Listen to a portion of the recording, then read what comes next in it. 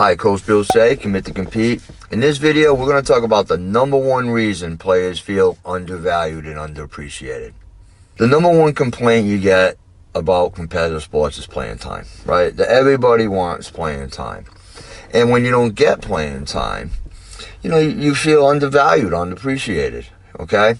But the number one reason that's happening, that you feel undervalued, is because you're overvaluing yourself. Okay, listen, you have to bring value to the team. Ask yourself, what am I doing? What do I bring to the team? Should I just play because I don't know, I show up to practice every day, or should I just play because I think I'm as good as that guy? No, man, you got to bring value to the team. Okay, you gotta bring something that's going to help your team win. And the more of that you bring, then the more chance you're going to get to play. If you're one of the best players, we all know you're going to play. And if you're one of the best players and you're not playing, it's because you're not coachable, or you're not conforming to what the team wants most of the time. It's very rare a guy's a top one or two player and they don't play because the coach doesn't see the talent. No, I can watch I don't know anything about field hockey, but I can watch a field hockey game, and if there's somebody out there that's better than everybody else, I'll be able to tell. Okay, so, you don't even have to know anything about the sport you're watching when you can see someone's good. You can see it, right?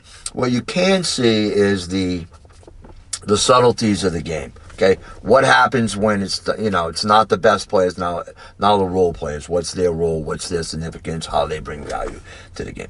The number one thing you bring is skill, obviously, right? Skill and a positive attitude, and show and get the coach's trust that you're executing what he wants you to execute. But I think a lot of it comes down to your personal skill set, the way you look at yourself. So I had a kid a couple weeks ago, and I asked him. He's complaining, I don't get to play, I don't get the ball. Man. So I said, well, let me ask you a question. Out of these choices, where would you rank yourself? Okay, there's elite, okay, there's very good, there's average, and there's below average. Where would you rank yourself out of those four things? And the kid said, I'm above average. And I said, dude, you're average. You're average.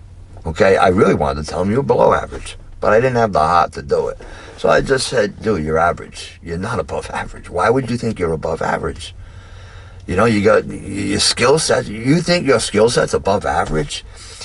When the pandemic started, when the pandemic was going on, I went out and I did workouts, and I knew kids hadn't been working out for like 6 months, So I was going to different houses and working kids out. So the first thing I wanted to do was find out what type of shape they're in.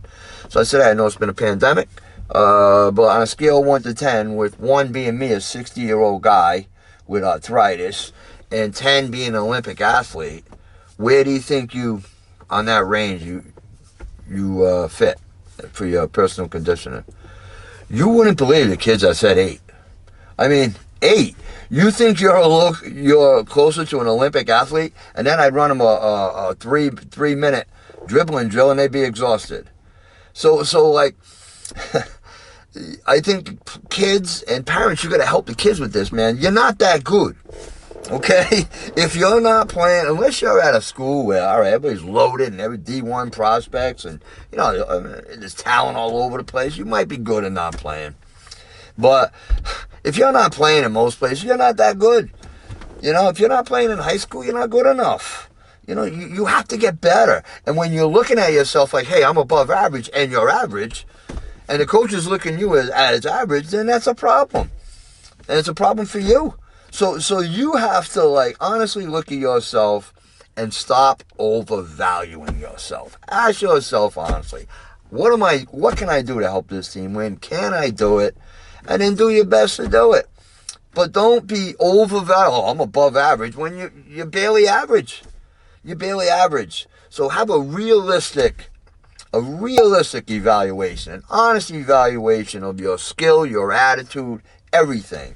And then place a value on yourself. And then you have to go to practice and earn that coach's trust to get on the floor.